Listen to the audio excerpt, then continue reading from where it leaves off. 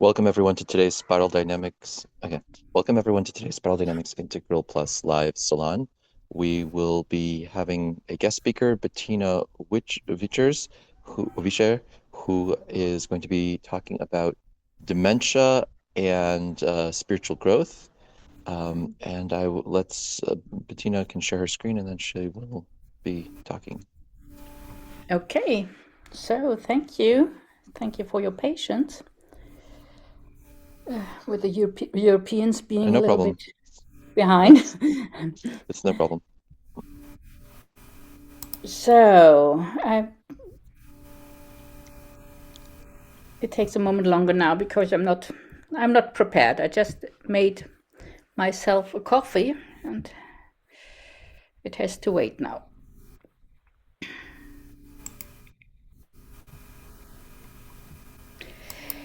Yeah, thank you. Thank you all for being here for the second part of my presentation. I don't know, there are no new participants, obviously, and I think they all expect, I've shared it in my German context or in the European context, and it could probably be that there will be some more people at 4 p.m. our time. So, yeah, but I continue now with that. Um, Last week, I think more or less you're all the same from last week, just not a lot of new people here. Last week I shared my former research about dementia and from an integral perspective and from a perspective of spiral dynamics. This was the part when I worked in former years with dementia, and I did my research about that. And today I want to share that what I call the evolution of my research, what I call perspectives of a transpersonal gerontologist on consciousness development in old age, dementia, and the dissolution of the self. So, as there are not so many people, perhaps I can share before I go into the presentation. I want to share what happened or why my perspective on the dementia has changed quite a lot. I think I was a normal gerontologist and interested in integral perspectives, but without any practice, or not a deep meditative practice. I never was in a meditative practice very deeply, tried a lot, but never practiced for longer. And I never felt as a kind of spiritual person. I was interested in spirituality, but more from a intellectual level. And some years ago, I had an experience of extraordinary experience of consciousness, an experience of nothingness, which happened to me unintended. I didn't had any practice, which with the intention to have such an experience. I was not prepared for that, and there was no one who could accompany me in dealing with such an experience, and especially with the aftermath of such an experience. So I had an experience of nothingness, absolute nothingness, and the next moment I was back in my normal life, and nothing was as it was before. And in the years after that, while I was trying to deal with this radical change of perspective in myself, I experienced, or I could diagnose on myself several dementia symptoms, or symptoms that were very similar to dementia and very similar to that what I had diagnosed in people with dementia in my earlier practice. So today I'm referring about the developmental work or my developmental perspectives onto dementia from a little bit different angle. I don't use spiral dynamics any longer. I think I said that last time, and I will just guide you through my insights so far, and I think we can discuss that later. And you're very welcome to if there are questions, just ask me in between. I have no problems with questions while I'm presenting. So this was, I think I don't have to go into that again. This was my aspects of my earlier work. I showed that last time, these 4 dimensions of dementia. And a part of this, so as there's nobody new as far as I can see it, these perspectives of spirodynamics onto dementia, onto the perception of dementia from within. So just that. So this is part of my new work, and I would like to share. This is the graph I mostly start when I'm talking about dementia and aging from a developmental perspective. This is my question: is there a developmental potential in the aging process? And I think yes, there is, and it's a mostly overseen potential, because we are when we are asking about, or when we're talking about development in aging, we mostly focus on the physical development. So we see this over the lifespan, that our physical capacities are growing mostly until an age of perhaps 30 and 2030, and then our capacities and abilities on the physical level are beginning to decline, and they end with zero in the moment of death. And this is that what when people are thinking about development in aging, mostly have in their mind that there is a decline that ends with a death. And from my perspective onto aging today, I'm asking, is this all? And I think there's a developmental potential that is mostly overseen, and this is the potential for conscious development in aging. I think this is something we all know when we're in the spiritual field, when we're aware about what consciousness development can give us for potentialities about meta-awareness, awareness of awareness, or also metacognition. And this is only the first pointer. Let's think about development in aging also from this consciousness perspective. And there is my most bold wish or hypothesis about development in aging is that there is the potential that we are dying on the highest, on our personal, on the highest level of consciousness development, so that we keep on growing our consciousness development, our potential for consciousness development, and will die on the highest point of this developmental level. So this is my start into this discussion. A little bit stressed and nervous, so need a moment.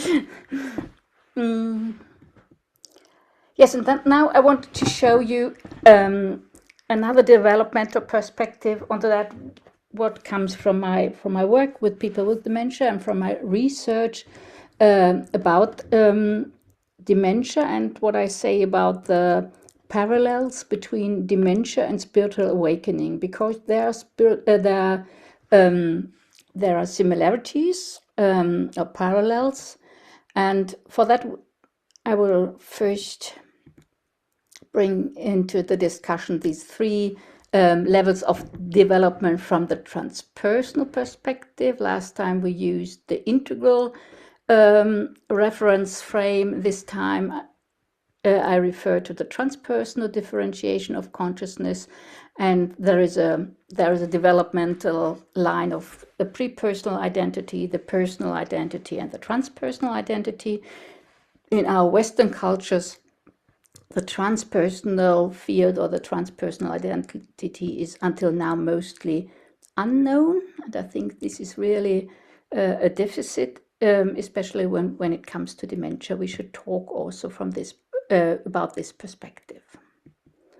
So when I refer to the personal identity, it is that what I think we are mostly speaking out of our personal identity here in this group.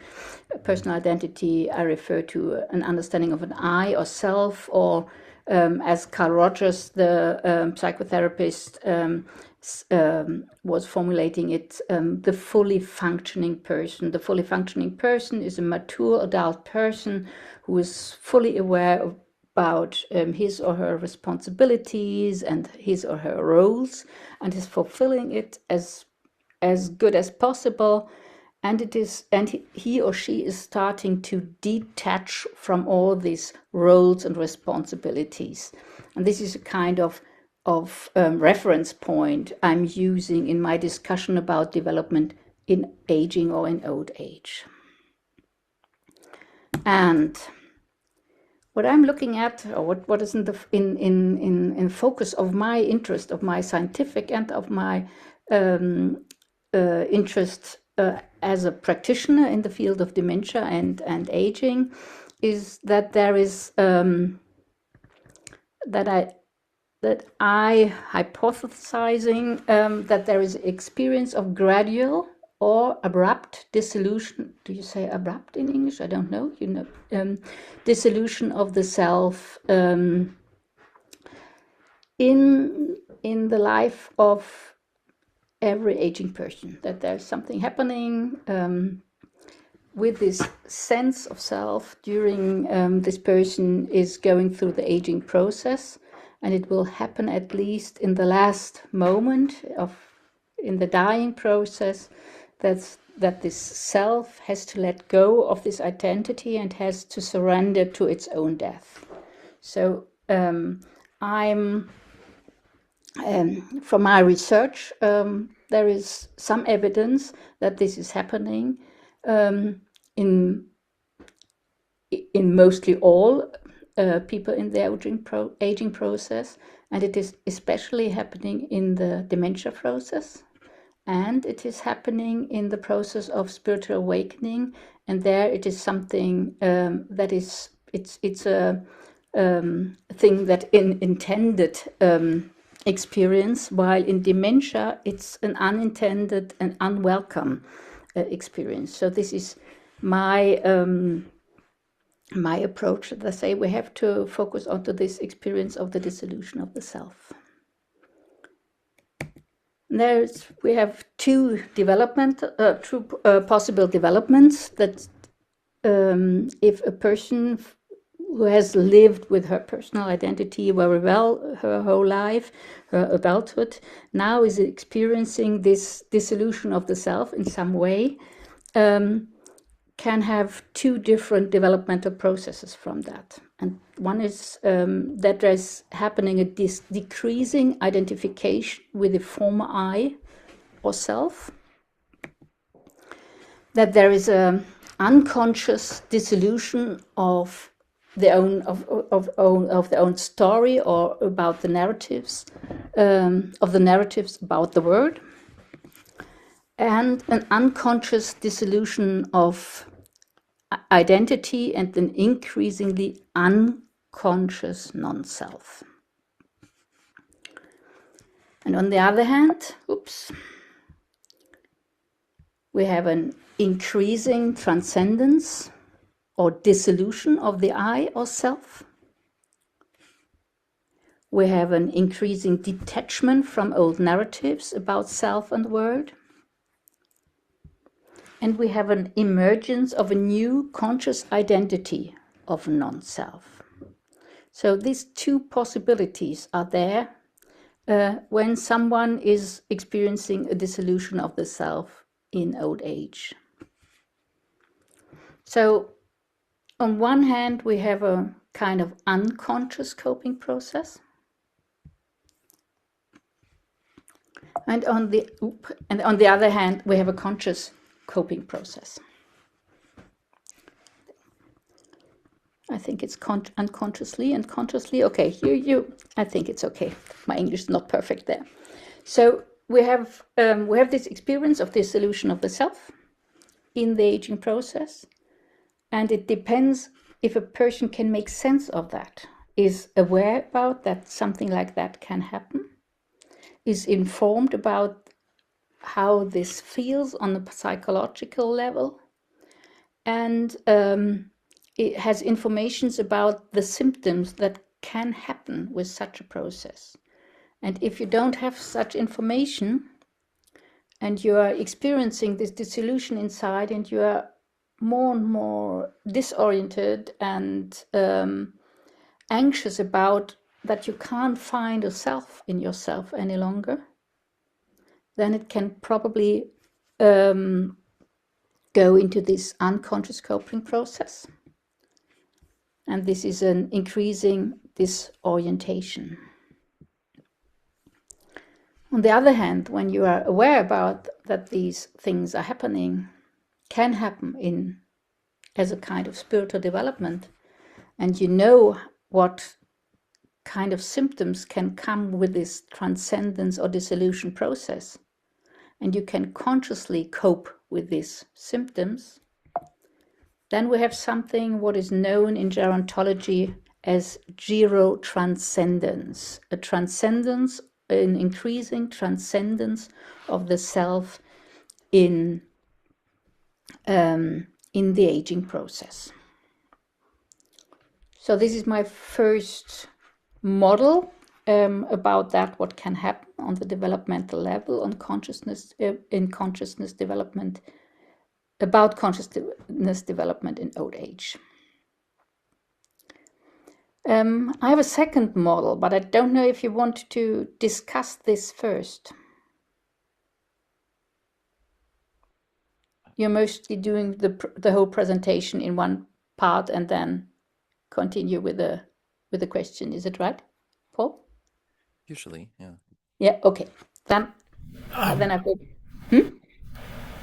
But I mean, I think there's a really interesting question, if you don't mind going into it, which is what allows somebody to have more of the transpersonal identity rather than the prepersonal identity as they go into decline? Once again, What allows somebody to have more of the transpersonal identity rather than the prepersonal identity as they go into decline? this is at the moment. This is part of my. This is in the interest of my research. So I've just at the moment I have just evidence about that there are that these two different directions are the result of something like the dissolution of the self. It's a total new perspective onto dementia. Until now, most people don't are only talking again like we had that the last time, that it's a biomedical process. And in my understanding, the biomedical symptoms are the result of this dissolution process. So this is the first thing. We're just really changing our perspective onto dementia. And what leads a person to the one or to the other direction is, of course, a very complex thing. From my findings so far, it's really one thing is information. Being able to connect to perhaps spiritual concepts or spiritual teachers and get information about that something like the dissolution of the self could be a natural process and not the pathological process. If you're going first with the symptoms to a doctor who does not know about psychological or spiritual processes like that, you will be guided into the pathological direction, and you can't find the strength in yourself and the resilience to guide it into the transpersonal direction. And I think someone who is really informed and has kind of spiritual practice or practice of consciousness development, especially self-inquiry, who can be able to guide these symptoms, who are probably the same, forgetfulness, disorientation, word finding difficulties for a while, that he or she can guide it in the transpersonal direction. Thank you. Bettina, I guess I have a similar question, just from looking at it from a different angle. Are there any practices that you're aware of or have used yourself that helps facilitate that? And are there? I'm intrigued by your talking about getting more information on the process of dissolution. How Yeah. how is just as for example, is increasing one's dedication to meditation, is that likely to be help with this process? Are there books or whatever that specifically talk about Yeah. the process of dissolution? So it's a little bit too early to say something with really that I know, and of course it's a complex thing, and there will be. I think everyone has to find his or her own path. But what I recommend is if you are meditating and you are experiencing symptoms like dissolution, like emptiness and disorientation by that, stop any practice of emptiness or nothingness. I would Stop.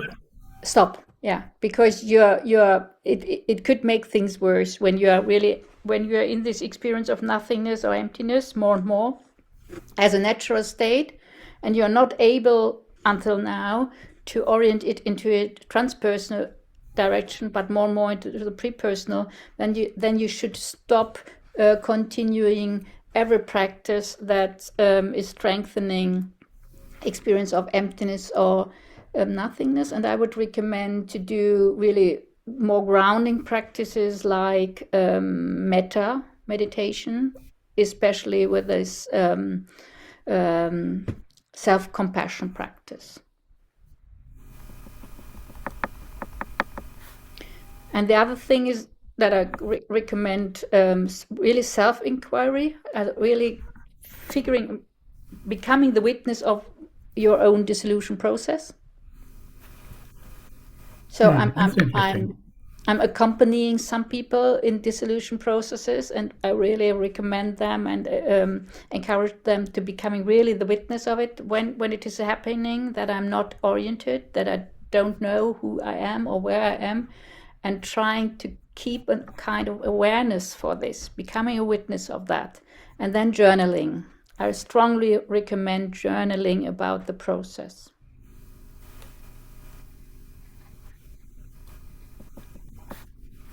And the last thing is omega-3 as a supplement. Taking omega-3, what is it? The supplements and vitamin D and vitamin C. You really have to strengthen to support your brain in the best way possible.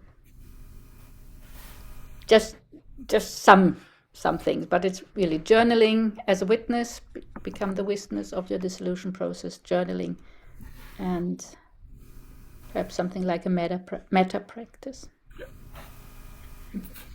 Okay. Geeky level technical question here.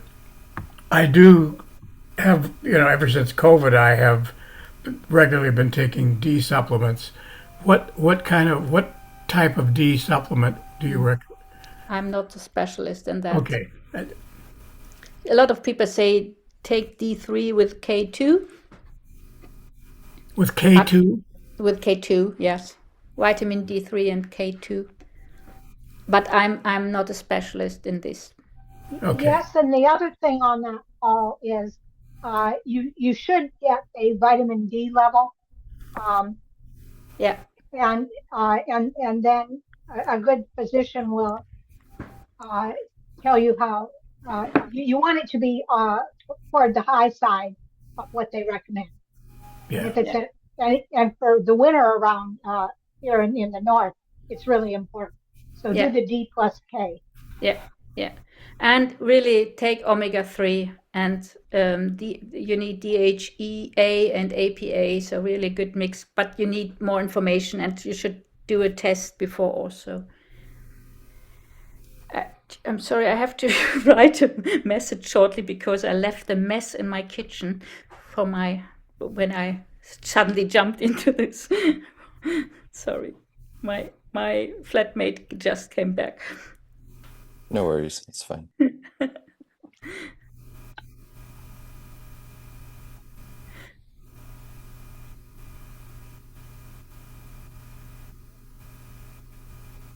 So, Bettina, okay, so could I ask a quick question? yeah, Um, I want to better understand conscious coping process. Hmm. And my question is, amid the conscious coping process, is there an element of disorientation? Yes. Uh, and so, I could imagine the conscious coping process as very peaceful, very easy, very much in control, but I'm kind of doubtful about that. Yeah. So, is there an element of disorientation in increasing Yeah. gerotranscendence? And you want to say a word about that or not? Yeah. Yeah. So I think this is the most important part of these findings, that because we normally associate spiritual growth, spiritual transcendence, awakening with more bliss, with happiness, with peace. And if you go into the literature in the more of around awakening experiences and the aftermath of that, you find total different evidence. Strongly recommend the book of Adyashanti, The End of Your Word. I don't know if I said that the last time also. There are some parts of chapter 1 and 2, I think, you can read when he's talking about some of his students after awakenings. You can read it like an Alzheimer's description. And I did the research about, I talked with a lot of spiritual teachers. I read a lot of reports about these processes afterwards. And especially when people had this nothingness or emptiness experience, and really everything of your perspective about the word you had before is absolutely changing. And it's not about unity consciousness. It's not about oneness. It's really about nothingness, really about emptiness, having the experience what it means that this existence is empty, or that this existence is non-existent. That's so confusing. Or having the experience that this is not existing, this here, my experience. And this is totally confusing. And even if you have a guide, if you have a spiritual teacher, you can't avoid these periods of total confusion. But it's easier if you have a spiritual teacher or someone around you. And when I had this went through this process, I always thought, what are people doing who don't have the capacities and the information as I have? Because it's not only happening by meditation. There are more and more studies about this unintended awakenings of total normal people who did, I don't know, intensive weeding or lorry driving or something like that, Hmm. and had an awakening through that. So yes, I think the conscious coping process means not less confusion, not less difficulties to express yourself, not loneliness, but yes, the difference is you're aware about what is happening with you, and you stay resilient in some way and can hold it over the time. It seems to me that it's also a process that where you have to begin again and again and again. Yes. Uh, Instead of there's a one time happening where all of a sudden I've awakened, now everything will be blissful. Yeah. Uh, Truth of the matter is every day's a new day, and so there's kind of a need to begin again and again and again, I would Yeah. guess. Yeah. Yeah. And every trauma that was suppressed and not integrated until now will come up. It will show up. It will process through you. And I learned after most of my personal trauma went through me and were a little bit better integrated, all the transgenerational trauma. And as a German, I have some of them came and also went through me sometimes for days or weeks of tears. And so I think there is much more happening. Dissolution process, really, what does it mean that when the self and your whole understanding of this existence is dissolving? That is so disturbing, yeah, and disorienting. And we have to talk about that. And probably, and I really think, and I hope that I can get funding for continuing this research. Probably that will be really total new approach onto dementia. Yeah.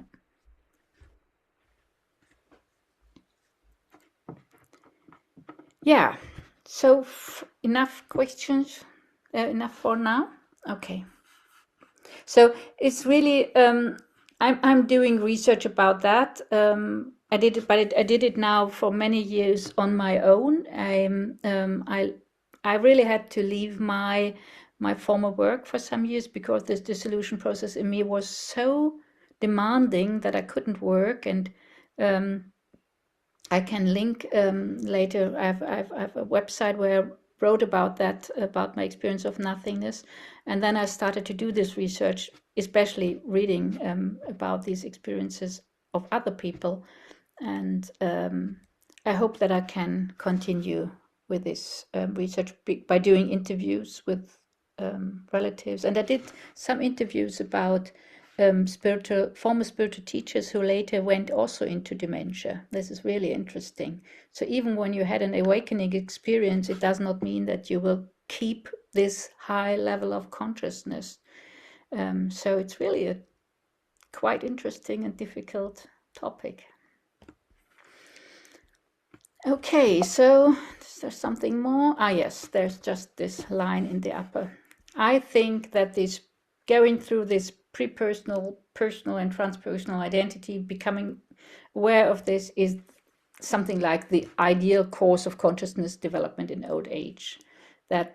And for now, most old people that do not know, they don't know anything about that there's something like a transpersonal identity and what that means, that there's coming something behind adulthood. So, and that this is probably a really unique stage of life, old age, that is not so well known until now. Good.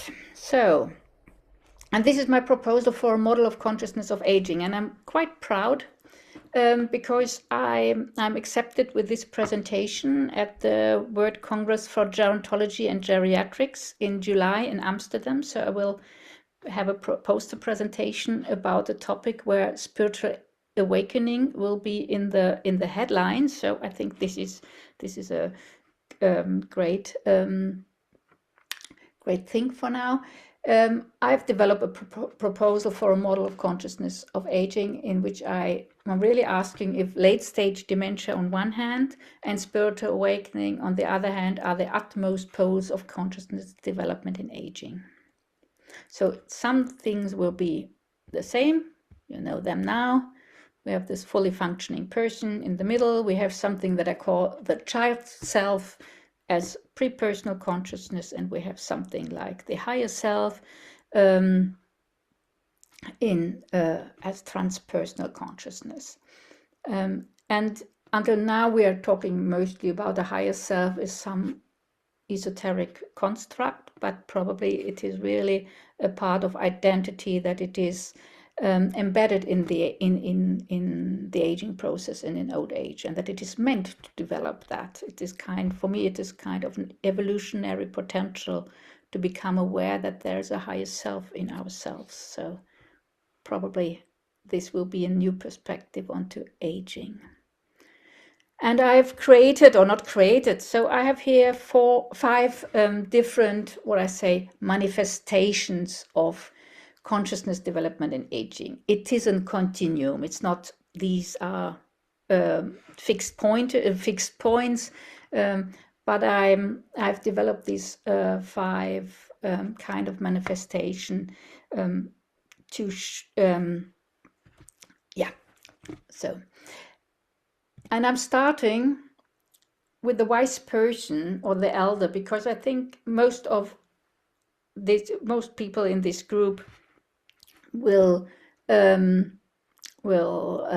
circulate in their daily life about this kind of identity of an old person, a wise person or elder. So we have we have research about wisdom in aging. This is not unknown in gerontology. Or we have this expression of elder in the English speaking word. In German, the German language is a little bit difficult because we have no equivalent to the meaning of elder. So in English it's easier. And this manifestation of a wise person or elder, I can. There are some aspects from research. So we have this increasing fulfillment and detachment from one's own role or persona that goes back to what I said before, to the work of them, to the person-centered psychotherapist Carl Rogers. I think a lot of you will know him from his work. And an increasing gerotranscendence. I'm not sure if I said that the last time. Gerotranscendence is a scientific approach of a Swedish sociologist, Lars Tornstam, who did research about the motives and the orientation of people in the aging process, and who really found, and it's empiric evidence for that, he found in a small amount of people in aging, he found evidence for this increasing transcendence of the self and for an increasing opening for cosmic perspectives. So this wise person, which I created here, is showing these signs of increasing gerotranscendence and an increasing humanistic consciousness. And I think this is something what we can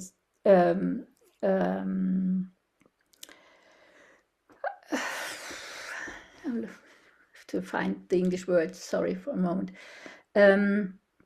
I refer here also to findings that Suzanne Cook-Reuter, for example, had in her research about ego development.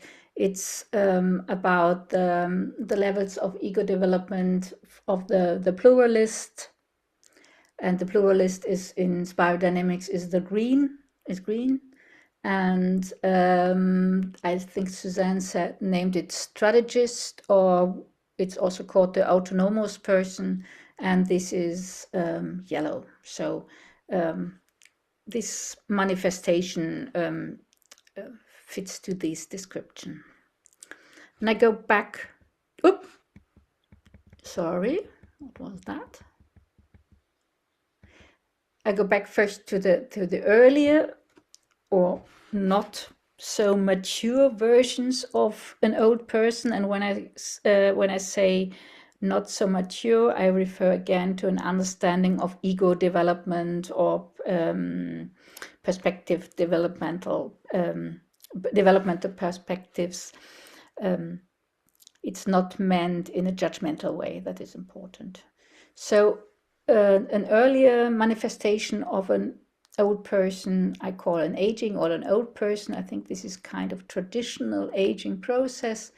We have a lot of gerontological theories about this manifestation of an old person. It's called we have a lot of theories of positive aging. One is the activity theory, who says a person is aging in some way successfully when he or she is continuing to be active as long as possible. Then we have the theory of continuity, which is saying that for successful aging, a person has to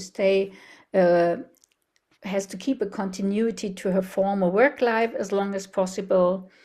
Then we have another theory of aging that is called the disengagement theory, which is saying that it is important for an old person to withdraw at the right time and go more and more into disengagement, and that it is a natural thing for an old person to disengage more and more.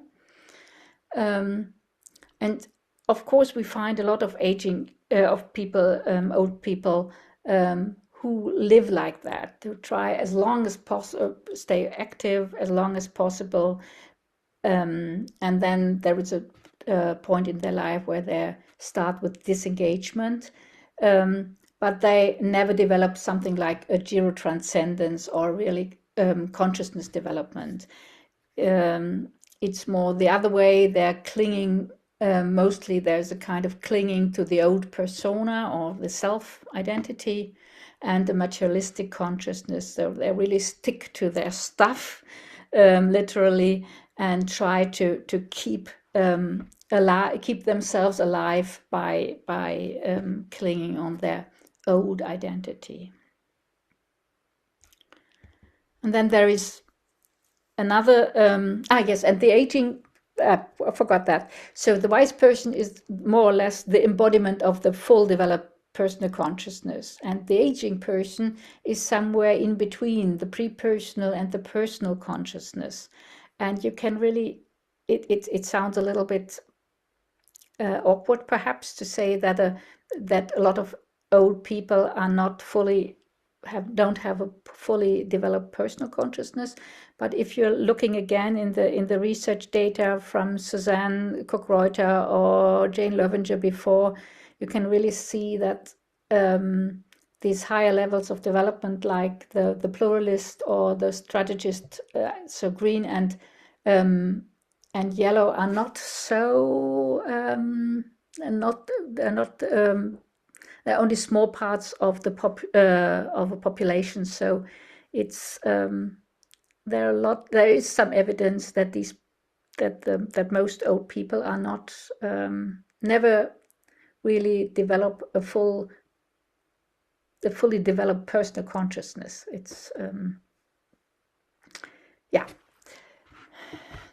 And then the person with dementia is really in this, with advanced dementia, is in this state of pre-personal consciousness. They're going back more and more and more in their earlier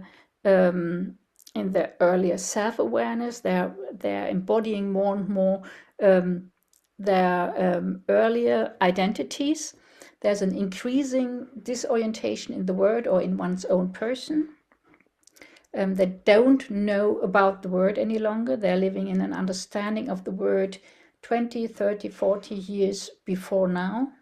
And they have an orientation in their own identity from 20, 30, 40, or perhaps 50 years before. It's not rare that a person with dementia would address you as a unknown person with something like mommy or daddy. So has a misunderstanding about how old he or she is and how in which relationship one is to themselves. In a person with dementia, we have also the dissolution of personal identity more and more, and we have a increasing withdrawal into pre-personal consciousness. So, and now I go in the other direction. So this is more into the transpersonal consciousness. There we have as kind of criteria, increasing dissolution of personal identity, the same as it is happening in dementia, but connected with an increasing realization of the higher self. So I'm aware that my old identity is dissolving, and I'm aware that there's emerging some kind of other identity that I hadn't known before. And it's an increasing connection or awareness of a kind of cosmic consciousness. This is something that Lars Tornstam also found in his theory of gerotranscendence. And then this is my bold construction. At the beginning, I avoided to construct a kind of awakened being, but I think if we want to be honest with a spiritual perspective and a developmental perspective onto the whole spectrum of consciousness of aging, we have to be aware that there are awakened beings and that there can be more awakened beings. as one example for an awakened being, I would name for the moment, I'm reading a lot about him at the moment, about Thomas Keating, Father Thomas Keating, with a contemplative prayer, so a Christian mystic. And he had in his last years an awakening into unity consciousness. And he was 90 when he had this experience. And these last 5 years, he was really in this transformation process that was very challenging for him.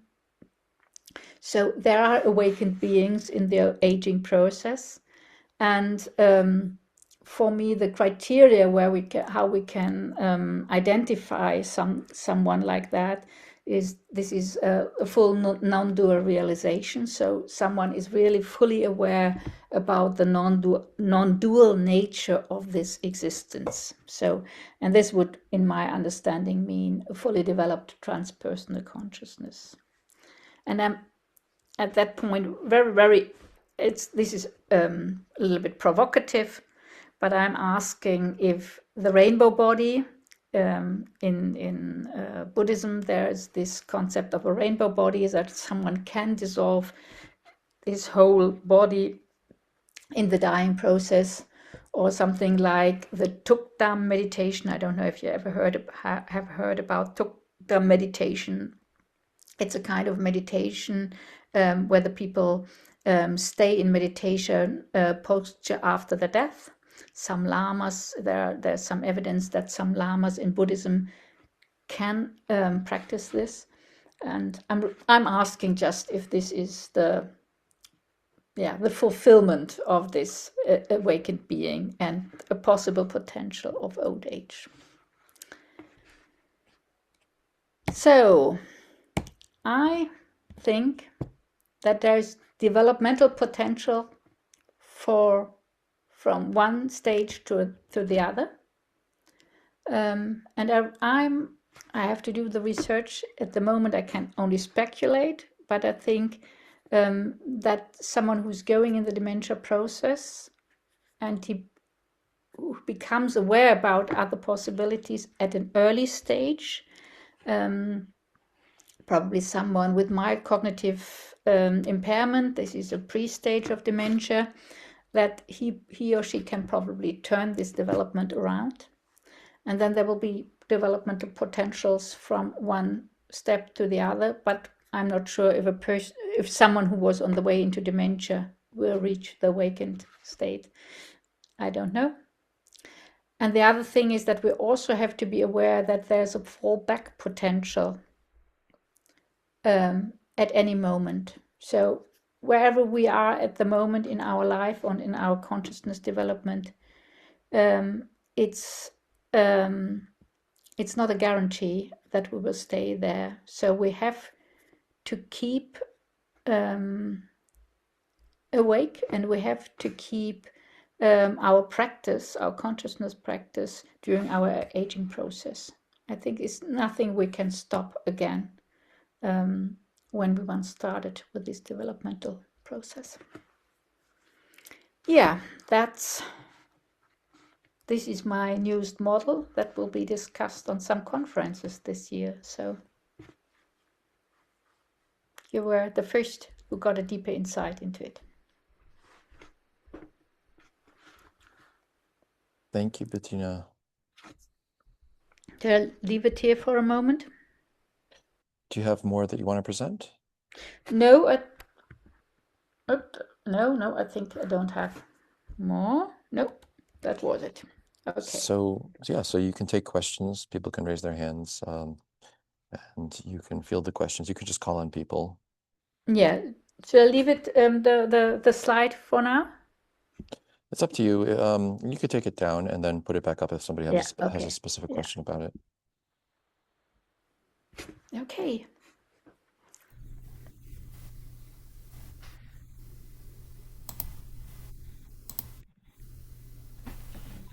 Yeah, Barbara. Oh, I'm thinking about some of the practices Some in of what? nursing, some of the practices in nursing homes, not the innovative ones, but just in general. So, for example, the TV stations and the music they have often are very retro. So yes, they do have CNN uh, available, but mostly they have 50s, 60s, and early 70s sitcoms and series and stuff, pulling people back to their toward an earlier, rather than keeping them uh, up with what's going on today. The music does that, right? Pulls people back, and and when you mentioned meditation and dissolution meditation is not maybe being a good thing, it occurred to me that um, the the meditation practices that have you paying attention to exactly what's going on around you every second, right? Um, did you, what do you feel? What do you hear? What's happening? And keeping more in the present. Perhaps what we actually do is bad for people. Mhm.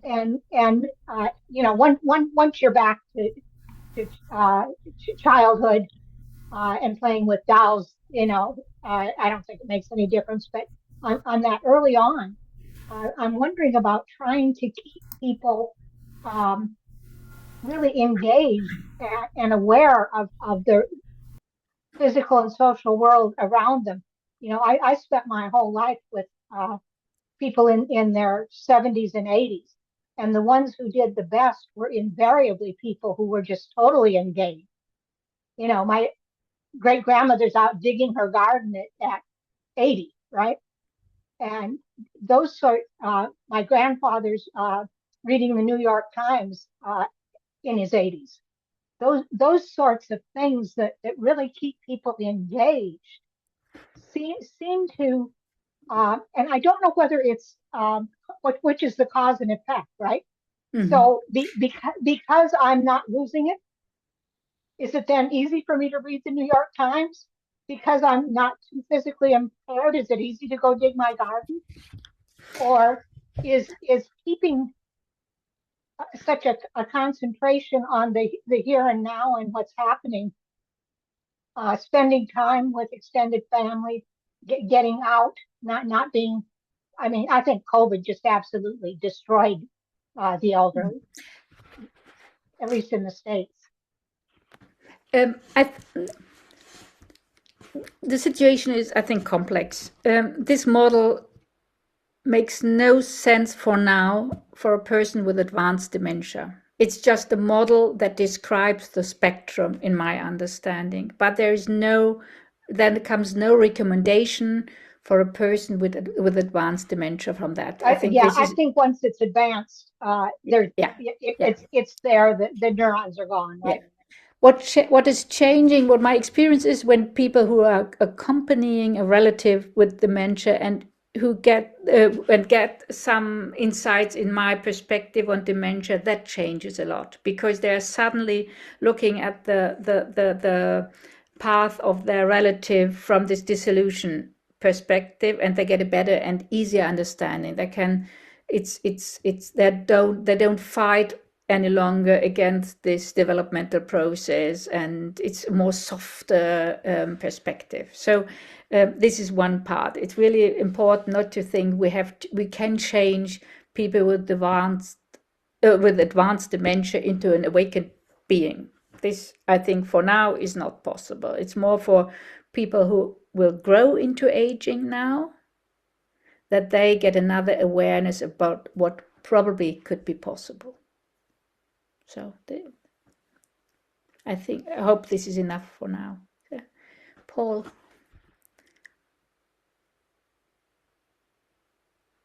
You can't hear you.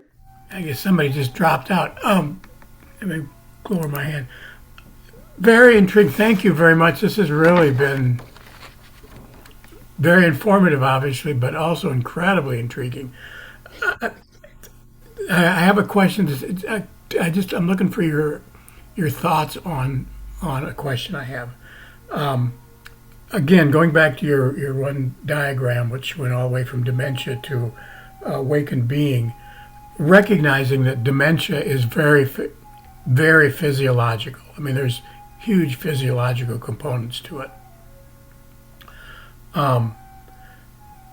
But recognizing that, as you laid this out, I got the sense that one could characterize, particularly if some of these practices you talked about earlier are instituted, that dementia could almost, for the wise person, or the whatever, the elder, if you will, the physiological descent into dementia could also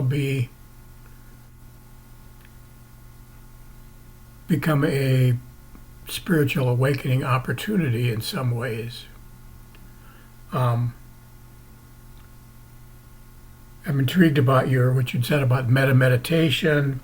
Really, I need to commit to doing more journaling. Speaking totally personally, I've had a number of neurological testing. I know I don't have dementia or Alzheimer's at this time, but I do have forgetfulness. I mean, Yeah. it's just a reality, and it doesn't frighten me or anything like that. But is it reasonable to view that, okay, this is where I'm headed physiologically, but it could also be, again, that if I physiologically descend into dementia, I know that all of these other practices aren't going to change that necessarily. But again, looking at that graph of the consciousness increasing as the physiological decreases, is that reasonable to assume that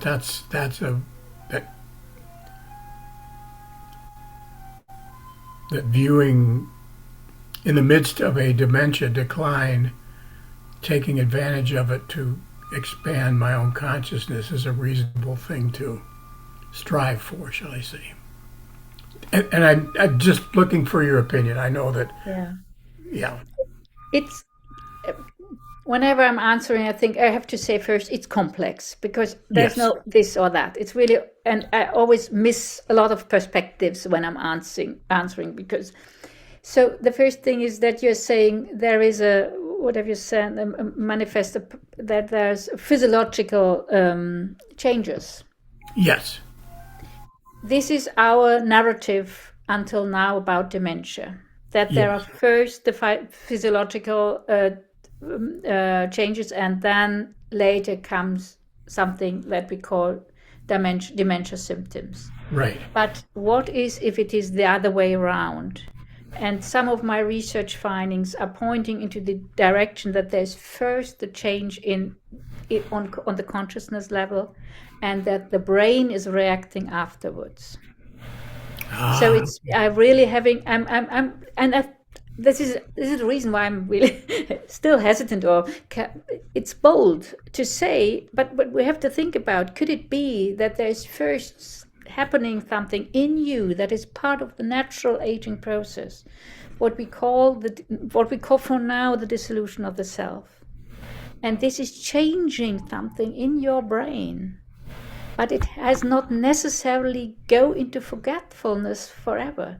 Because when you're going into the research about that, what is happening with people who are long-term practitioners of non-dual meditation, in their brain is also changing a lot. And it is changing in the same areas of the brain.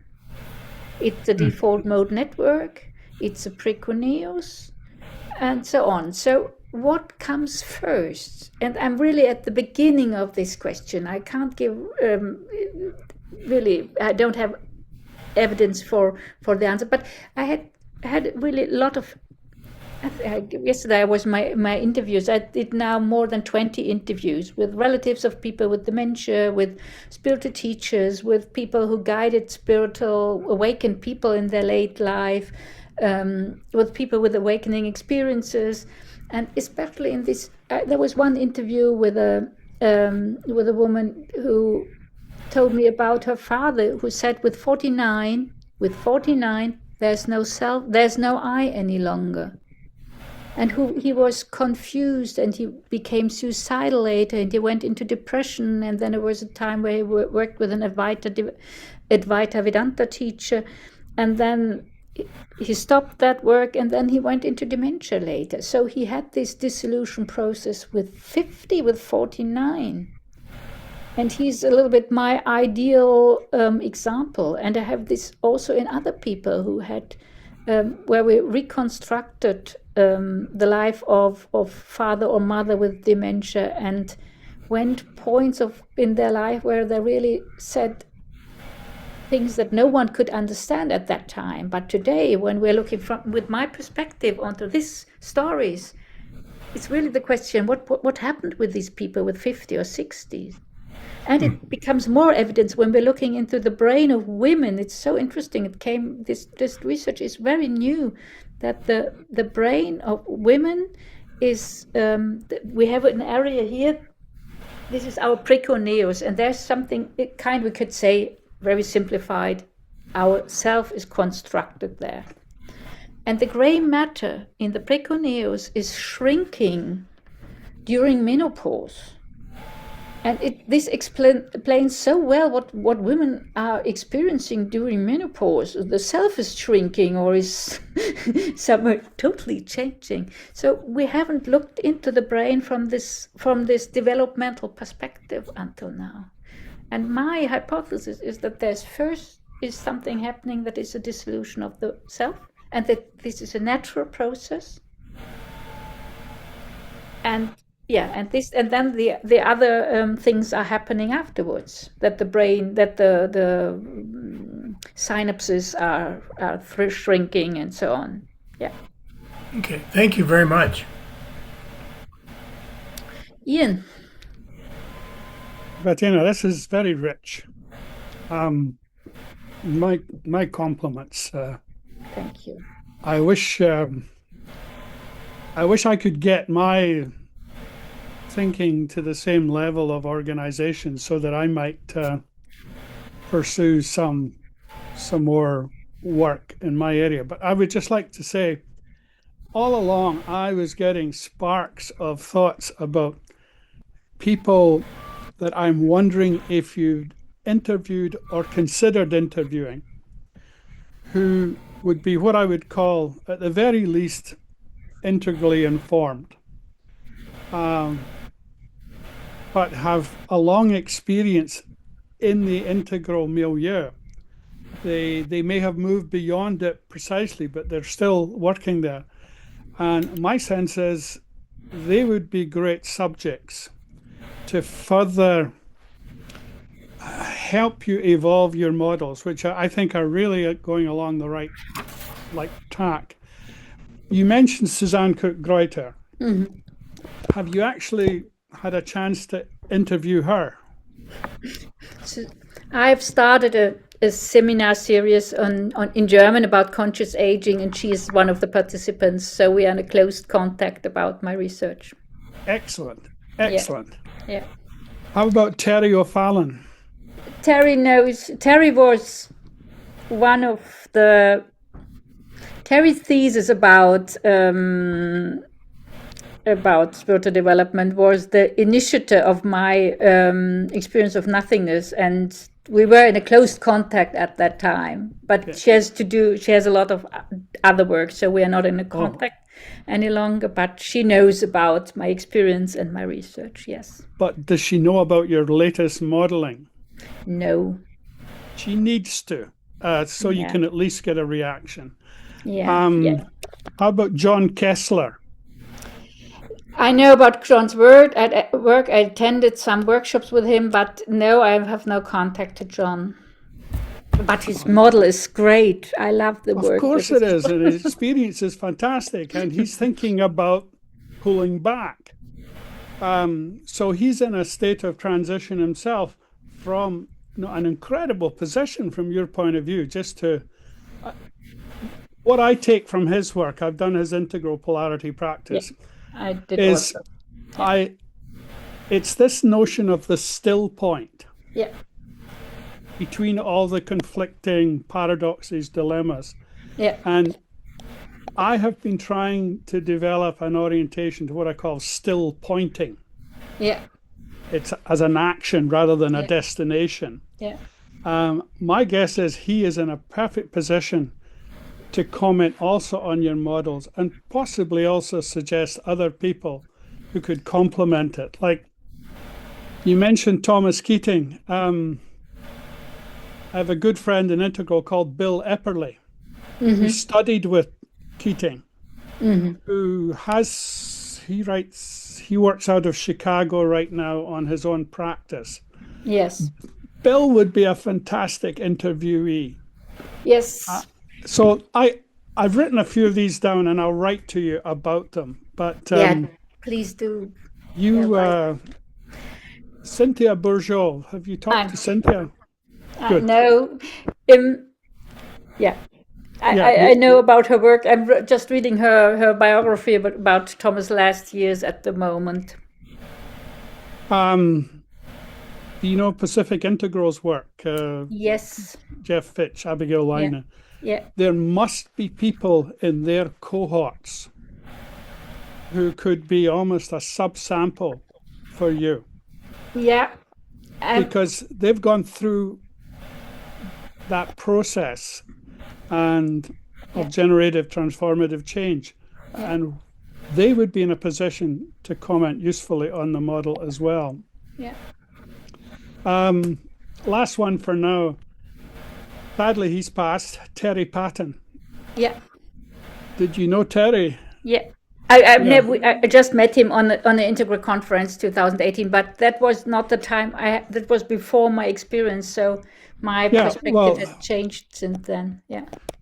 He had a very rich, you could say, writing, journaling time around his approaching death. And I wonder if there's material in that that can help you, because again, Terry Patton had lived and breathed integral practice. And I'm guessing he would have data as well. However, I'll leave it at that for now. I've got some notes that I will pass on, but I really wanted to encourage you, maybe with a kind of cohort of interviewees who are what I would call integrally informed, integrally practiced, integrally aware. Yeah. And they would admit that there's flaws in that. Everything's true but partial, beautiful but flawed, good but not quite perfect.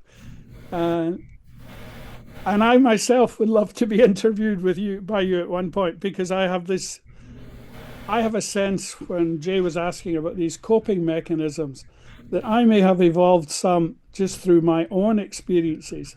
And I often go into places where I can feel very alone, but I'm very sure that I'm on the right track. But it would be really nice to have a conversation so I could refine that. It's when I talk about things like my beyonding. Yeah. I start referring to transpersonals as something I'm almost wanting to wish into realization. I have a phrase, a poiesis of Sophrosynes, which is my view of a collective of transpersonals, transpersonalizing together, all of which would be part of that awakened being stage collectively. Anyway, I'll stop there. I love that, Ian, and I'm really happy that you're here today, because we met so briefly once. But I want to be honest at this point.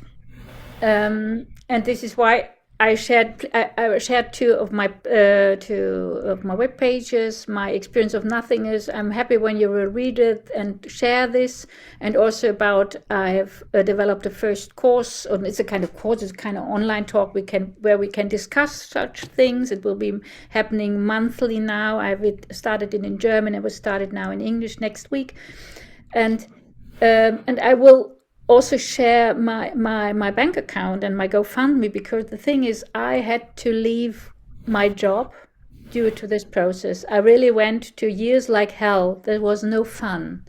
My transformational process was really such a deep and dark night. And I'm living as a not without a reason as a nomad, because I was not able to have a sustained life. So I lost really everything, my family and my friends, because the process was so nobody understood me. I would love to do all this work, but at the moment I need funding, and this is I'm trying to get. A scientist from the transpersonal community now found me and will probably help me to get some funding. But whenever you know someone who can found something like this a little bit, it's really necessary, because otherwise I can't continue with this work. I'm going to 3 conferences this year, and this is all very expensive, and I've paid out of my last resources. So at this point I'm very honest about that. This is research that could only have been done because I was willing to undergo this process. But yes, I'm more or less at the end of my possibilities there. So I hope it's okay to share this. It's not a direct question, but if you know someone or can share this, I would really be very happy. So, and Ian, thanks for pointing me to Sam and all these people. I hope I will continue this, and I will write Terry this weekend. Well, Terry O'Fallon. Yeah. Yeah. Yes, please do. Yeah. And give her my warm regards. Yeah, I would do. Good. Thank you, Jay. I think there's some people who haven't had a chance to visit with you so I'll let them go. I do have a comment and a question about your model, but how about if I come after they get to talk? Yeah, okay. Marjorie. Go ahead, Marjorie. Okay. Yeah, thank you so much. And this is a wonderful continuation from last week. Thank you so much for coming back and sharing this with us. I had something to bring forward. As with a lot of things, we tend to think in linear terms, that something comes first and then something comes after, which of course is true in our linear experience, but it also is possible that these things are happening simultaneously. Yeah. From a non-dual perspective. So that's one thing to bring in. But the other thing was there's a certain kind of understanding that, what you focus on, you tend to manifest, or you tend to bring into being, because you're focusing on it in terms of manifestation. So is there any concern that this kind of possibly romanticizing or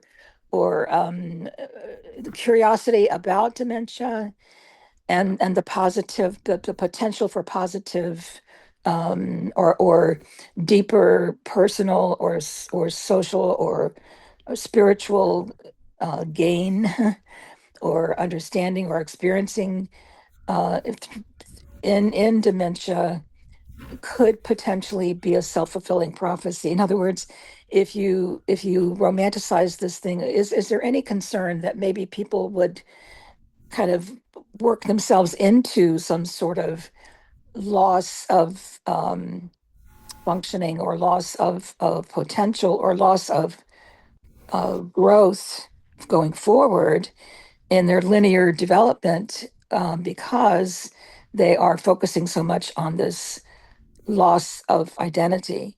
Yes. That's one thing. So, and I think there was something else I wanted to bring forward, but I don't remember what it is right now, but that's probably enough right there for you to please offer anything that you might want to say. So I don't know. I hope that I'm not romanticizing anything here, because I'm really, it's I think preventing dementia or preventing the path into this pre-personal is hard work. It's no romantic thing. It's not an easy thing. So it will really needs a lot of effort, and you will never stop again. You will have to do it until your last moment. So, and even I see, especially as I have interviewed some people around, some spiritual teachers who later went into dementia. So I also see the other path and the difficulties of that. And I had an interview just 2 weeks ago with the ex-wife of a man who always wanted to get full liberation from his 20s. So he did practice onto nothingness and everything, and with this was his main goal in life. And he's in dementia. So it's exactly that what you were pointing to. So we have to really be very aware. There's no easy answer, no easy solution, and we have to find the way for every single person. It's always very unique. There's not one fit all solution in that. Right. Yeah. So where one person will need to go more into the conscious dissolution process, another one will have to exercise more or something. I don't know. It's the only thing for now is I want to change the perspective and bringing this into awareness that this could be a possible thing. So yes, I wanted to speak from my own personal experience with my mother, who I was their caregiver when in dementia, Alzheimer's, and I remember when she was like even much younger than I am now. I'm 76 now, so even back when I was in my 20s and 30s, she was in her 40s and 50s. She would say things like that she didn't want to remember. She says, "Oh, I don't want to remember that," because she had a very difficult childhood. Yeah. And so I'm curious because, of course, then she ended up with no memory. Yeah. So, that I often wondered about that. And also the other thing I think I wanted to bring in was the whole notion of grieving our losses. I think the grief work itself, and I love the work of Stevenson, Jenkinson, yes, about grief, as a grief walker. That I think it's important to really fully, even as a spiritual practice, to grieve the losses, even like what we're going through right now, what's happening in the world, with the wars and everything that's going on, and with the climate change and everything that's happening, to grieve the losses. I just wanted to bring that forward. Thank you. Yeah. And this was my first, when I started in the field of dementia, I was around 30. And this was my first thought when I met the first people with dementia. I thought they're going in some way, not consciously, but intentionally into this path because they want to forget. And if there's this, intentionally forgetfulness, it will manifest itself. Yes. Yeah. It's a self-fulfilling prophecy. Yeah. And it's very difficult for the people who are the caregivers. They're witnessing. Yes, and this is the reason why I really was I was very, very careful I'm still quite careful in coming up with this hypothesis, but I think we have to speak about it. Yeah. Yeah. Thank you. Thank you very much. Graham, do you want to go next?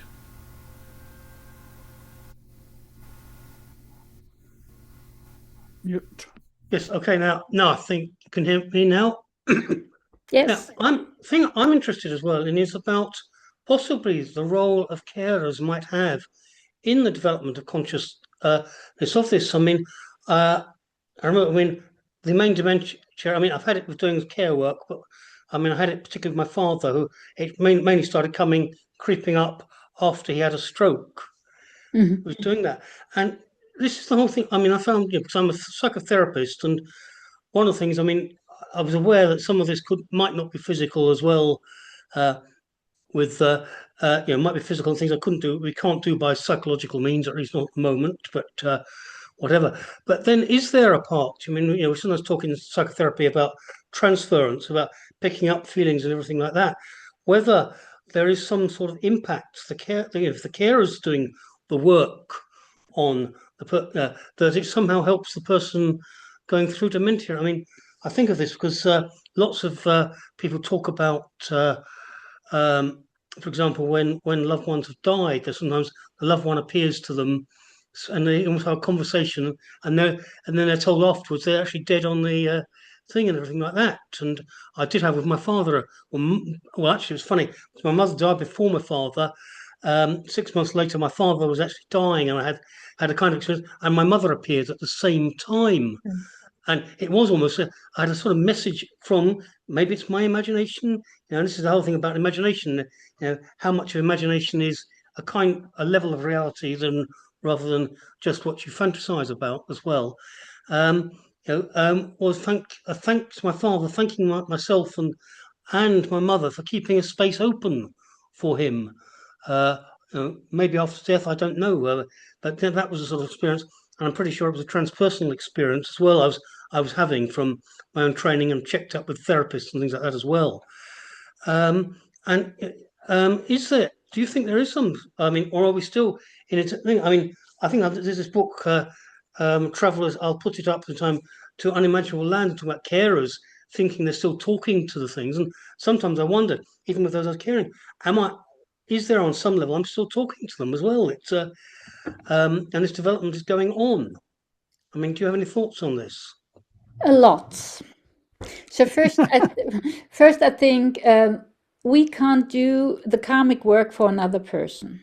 Mm-hmm. So there is a karmic aspect. In my understanding, there's a karmic aspect in the path of every one of us. So also in the path of a person with dementia, and we can open perspectives. We can hold a higher level of awareness where they can go their path, but we can't take their karmic work. So they will go their path, but they can do it in a much broader or higher or whatever awareness. This is my first take. Then the other things are happening. Of course, there are insights as much we are opening to other dimensions of consciousness or awareness. So as much more we are recognizing things that don't make sense in our classical narratives.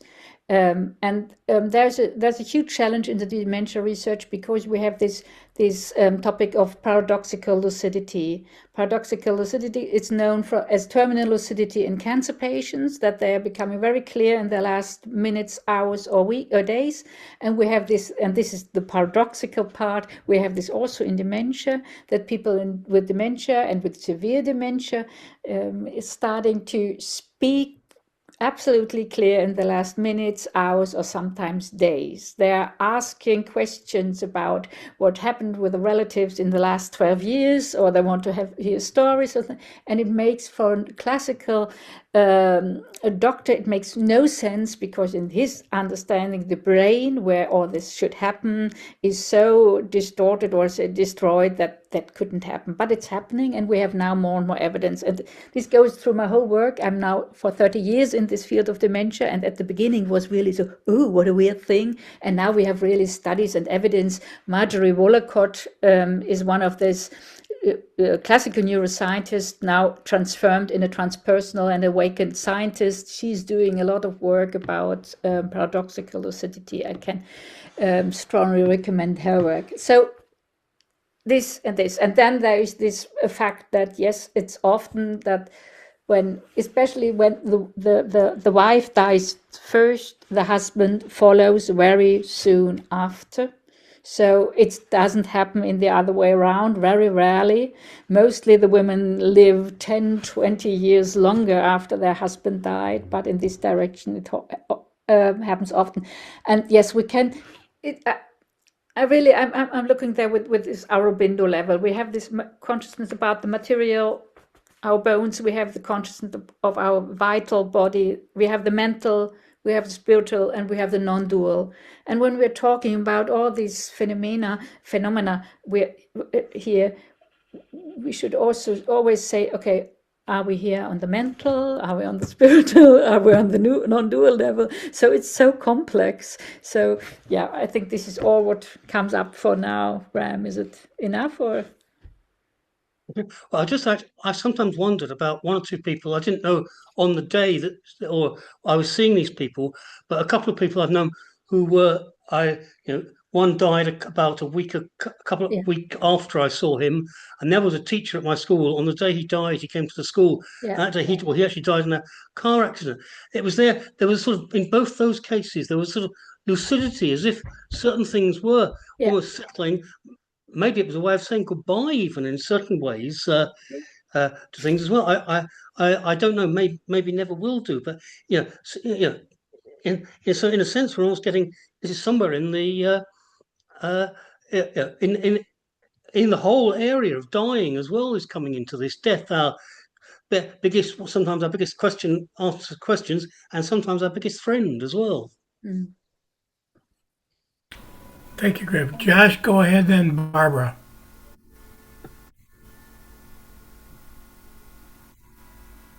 Okay. Yeah. Well, thanks for your presentation. I missed part of it, but I caught most of the last one and probably half of this one. So, yeah, I just have a general question, just your thoughts on a topic. So, my grandmother had dementia, Alzheimer's, whatever you want to call it, and yeah, it was an upsetting thing. I ended up writing a novella about it because it was really impactful to me. But the question that kept coming up in the book was, is this still her? And the fiction, it's a fictional book, so it goes into a whole bunch of different other things. But that was kind of the premise of identity, self, and I noticed that you have seems like some Buddhist underpinnings to your philosophy, or at least awareness of that stuff. And so, of course, they talk about the self, and in a sense that it is a fiction. So to me, this is really interesting, the idea of that issue of, is there a self? And then dementia is sort of peeling that away and saying, not really. But anyway, those are just my impressions. So can you speak to that topic? Have I made any sense in that regard? So I don't have a philosophical or psychological clear definition of the self. It's a huge field. And so for me, the self is something that is aware of this being and of being alive. So this I take for now as a self. And I think this self has two different paths again. One is to waking up and the other is falling asleep. So it is still there, and we can see that in paradoxical lucidity. It was always there, but it fell asleep. It didn't woke up more and more. It became more and more sleepy. And this is just on our personal level here. From the other perspective, there's always consciousness behind, or in every person, also with people with dementia. But I think it's not in your question goes not into this direction. So there is a sense of self, sense of being, but this is unaware about itself. So yeah, well that helps. Do you think that, so that question, if somebody said, is that still, my grandmother there? Like how would you answer that? If she's in the late stages of dementia, I mean, she has aspects of her personality, but also not. So how would you answer that question? Is that still my grandmother? Again, it depends. This depends on you. If you can see still your grandmother in her, this is one aspect. Can you still project the grandmother on to this person? So we are always also projections of our field around us. So until you can, as long as you can project onto her an idea of grandmother, but with a changing identity, yes, it is your grandmother. And then the moment where when you are letting go of this idea and say, this is not my grandmother any longer, she's really going at that. But this being as a being in God or in the absolute or whatever, this is still there, yeah? Okay, that makes sense. And then the last piece, what if, is this crazy? What if this process of unraveling or delayering shows that that never was my grandmother in the first place? Like there is no grandmother. Am I getting too weird here? You know what I mean? Like, 'cause No. isn't that the concept of no self, that it is a fiction anyway? And this is just sort of Yeah, revealing that. yeah, yeah. We can go so far, and this is, but when we are really speaking out of a non-dual perspective, Right. then this is a creation of every moment. And it's a field, even this situation here, we are creating this situation with all our identities in every moment. So, and this is the same in a dementia process and in the process between you and your grandmother. It is changing all the time. And if you would meet her in the last 20 minutes and she would have had a paradoxical lucidity experience, and you would have been totally confused because your grandmother was absolutely clear in the last 20 minutes of her life. So it's really, Right. it is from this perspective, this is an ongoing emergence of the situation, and depends on how aware we are about our projections and constructions of the word. Well, I appreciate your investigations into this. I think it's a really important topic. And yeah, I think it's goes deeper than just brains falling apart, right? I think there's more to it than that. So thank you. Thank you. You know, Josh's question brought up an interesting thought to me also, is that, again, realizing that we are perceiving beings. You know, we see somebody, but whoever that is not the whole story of who they are. In other words, and I'm not saying this, well, I guess I'm saying this to Josh, you know, there's his grandmother, and then there's who he sees his grandmother as being, and there are differences there, and I can see where. I mean, I never did experience this, but and my grandmother died when I was fairly young. But you know, I remember one of my clearest memories of my grandmother was, you know, when we would visit her, she always made these really delicious biscuits. And she never ceased doing that, but I makes me wonder, you know, if at some point she stopped making biscuits, would a part of my grandmother have disappeared? And the answer is yeah, it would have, because my perception of my grandmother included this wonderful memory of these incredibly delicious biscuits. Anyway, I blither on. I think this is happening all the time, but we are normally not aware because we are experiencing ourselves in quite in a kind of linearity of time and space, and we don't questioning that. And this is, we are still not aware of this. And this is what Ian said. We need a kind of field where we can really talk from this perspective every day, that we are becoming more aware in our daily life. Normally we only share from sometimes in such a group or so. For me, in this moment where I had this experience of nothingness, my old self died. It was gone, and it never came back in that way. And it was at the same time a dying process I'm still in. And there was a part of me that refused to die because I'm a mother of a 25-year-old.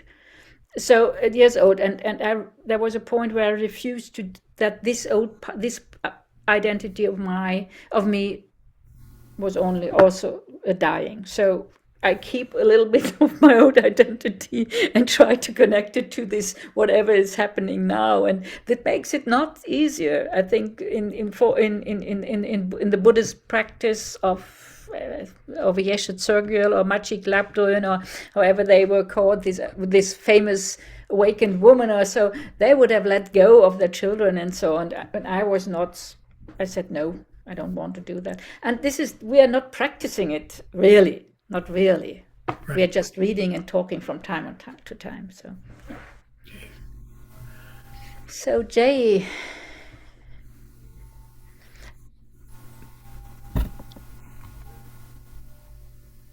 Jay, you're on mute. There you go. Yes.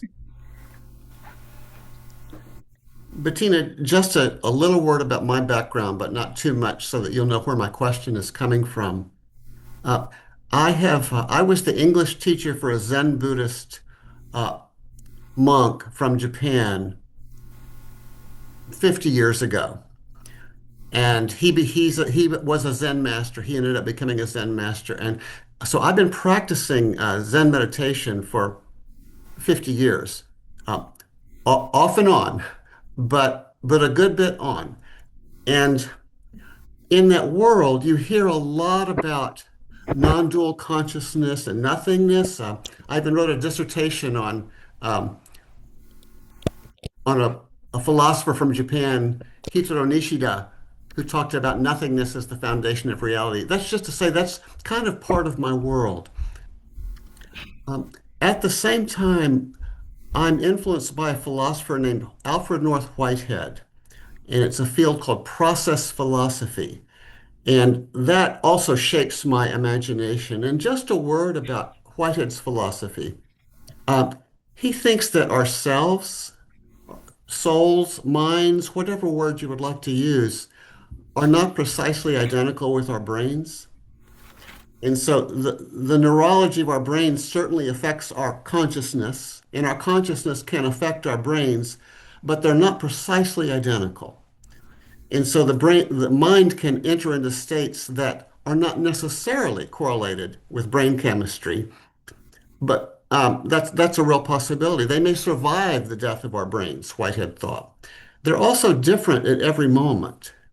So the self that's now speaking to you is not precisely the self that I was 10 years ago, 20 years ago, or 5 minutes ago. And the self is not exactly a subject, an entity that has the experience. Actually, the self is the act of experiencing moment by moment.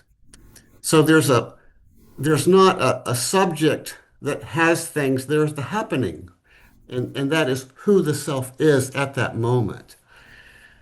Also, consciousness is by no means the whole of the self. And so Whitehead differentiated consciousness from experience, and he said consciousness is a form of experience, but there's more to experience than consciousness. And consciousness connoted for him clear and distinct awareness, a certain kind of lucidity. But there's more to experience than lucid moments, was his point. Finally, forgive me for going on a little long, he thought that there was within each of us the allure, a beckoning, a kind of magnetic pulling force to become whole. To awaken, to use your language. It's not coercive. We may resist it. Yeah. We may be unaware of it, but it does not withdraw from us. It's always there, which has led me to thinking of the friends I have, including my sister, including my father, including the people that I work with who have Alzheimer's or advanced dementia. And I have often wondered or hoped that they could respond to that lure in their way, in their time, unconsciously. And so I don't want to say it has to be a conscious cognitive process. It does not have to be lucid, but there can be unconscious responsiveness to the lure to be awake. And maybe the things that we do around them, the support we give, the states of consciousness we bring, the holding of a hand, the singing of a hymn, um, maybe that is assisting in some way the unconscious process of responding to that lure to become. And so we can then ask the question, to become what? To become what? Uh, I, I make no judgments there. To become a realization of whatever potential is available to them. I don't want to romanticize it.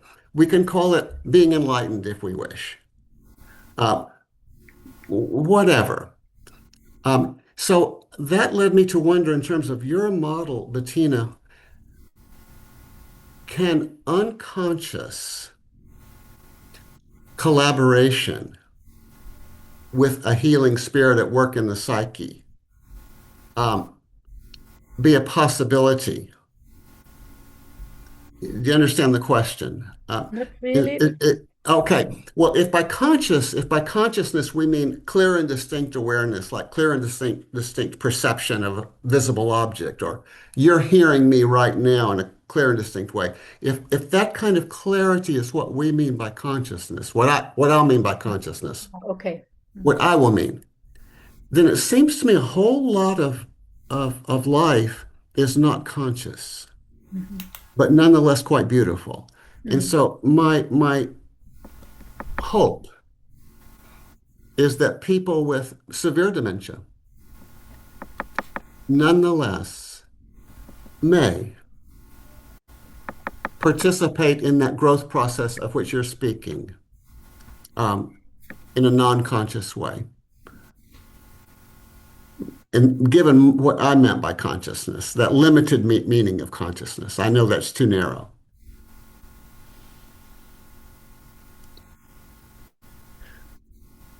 Is there a question included? Oh, I'm not yeah, sure. yeah. No. Um, Good. I'll try. I'll state it one more time, but then I'll give up because I think my notion of consciousness is too narrow. Yeah. May, Yes, there are may, so many things that I may, can. may they participate in the healing process of growing toward awakening in a non-lucid way. Maybe I can put it that way. Yeah, and I think this is happening, but there are so many different perspectives involved in what you describe, and I would have to take so many different perspectives because it's really the question: one, where are we looking? So, from my perspective, I don't see the brain as a brain. It's a potential.